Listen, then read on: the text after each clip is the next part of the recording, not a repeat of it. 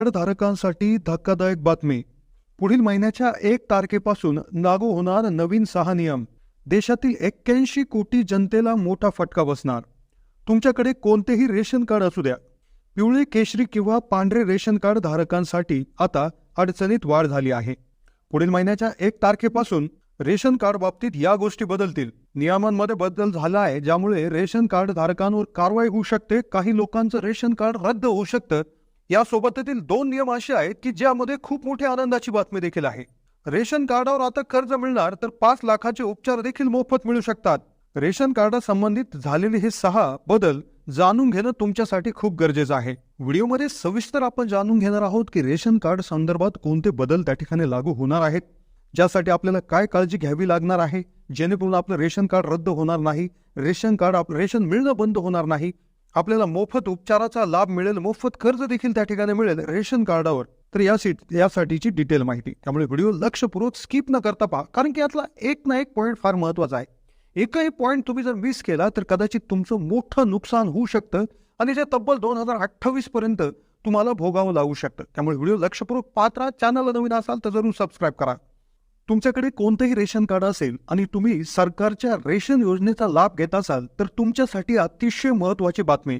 Ration card म्हणजे शिधापत्रिका, याच्या संबंधी नियम वेळोवेळी बदलत असतात, ज्याची माहिती तुम्हाला वेळेआधीच असणं गरजेचं आहे. त्यामुळे आमच्या व्हिडिओचा उद्देशच असा आहे की पुढील महिन्याच्या 1 तारखेपासून लागू होणारे काही नियम तुम्हाला 2-4-5 दिवस आधी समजतील आणि किती तारखेपर्यंत तुम्हाला बदल किंवा ह्याची काय माहिती लागणार आहे, काय गरज लागणार आहे ते तुम्हाला समजेल आणि होणाऱ्या लाभापासून तुम्ही मुकणार नाही. आता रेशन कार्ड धारकांवर होऊ शकते कारवाई.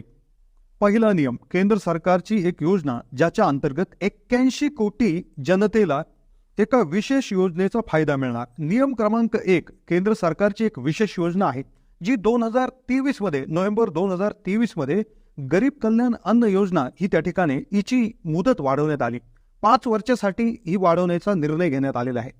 या योजना वाढवताना सरकारच्या तिजोरीवर 11.8 लाख कोटीचं भर पडणार आहे. या योजनेअंतर्गत 81 कोटी जनतेला 2028 पर्यंत मोफत रेशन मिळणार आहे. यामध्ये 5 किलो महिन्याला 5 किलो तांदूळ आणि 5 किलो गहू मोफत देण्यात येतील. यामध्ये साधारण 75% ग्रामीण आणि 50% शहरी लोकसंख्या आहे.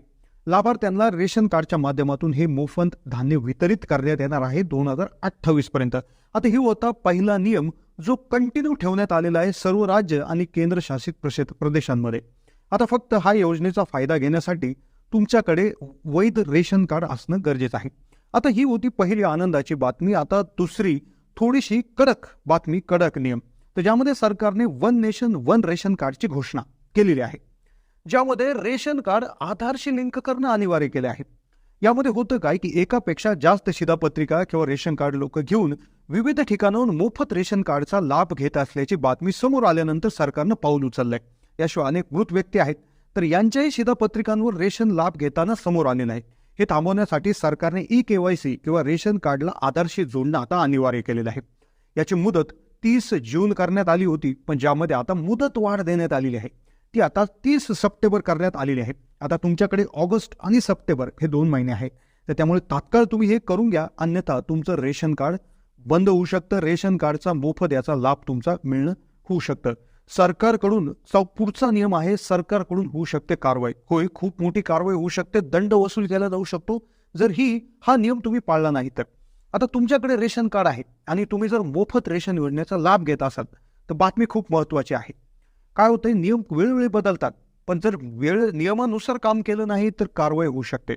आता काय होतंय की मोफत रेशन देण्याची जी सुविधा आहे तर ही प्रत्येक गटापर्यंत पोहोचवण्याचा सरकारचा प्रयत्न आहे.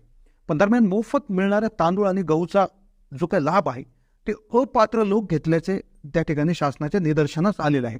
शासनाने आवाहन केलंय की अपात्र शिधाधारक जे आहे तर त्यांनी त्यांची शिधापत्रिका म्हणजे रेशन कार्ड हे सरेंडर करावं किंवा जमा करावं. आता मग नियम काय सांगतो की कोणी हे सरेंडर करायला पाहिजे की अपात्र म्हणजे काय, तर अन्न विभागाच्या म्हणण्यानुसार जर एखादा कार्डधारक त्यांनी स्वतःच्या उत्पन्नातून एखादा प्लॉट ज्याची साईज 100 चौरस मीटर आहे तितका जर घेतला असेल तर त्यांनी ते जमा करणं अपेक्षित आहे. त्याला मोफत रेशन मिळणं नाही, तर त्यांनी तात्काळ ते जमा करावं.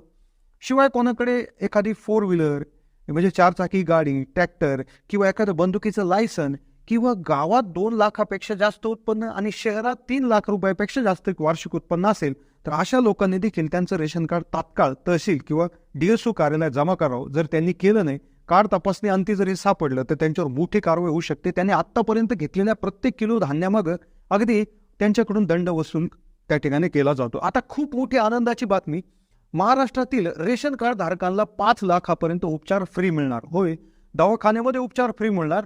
मुख्यमंत्री एकनाथ शिंदेंनी पूर्वीच याची त्या ठिकाणी घोषणा केली होती. तर आयुष्यमान भारताच्या धर्तीवर महात्मा फुले आरोग्य विमा योजना हे जाहीर करण्याचा निर्णय केला.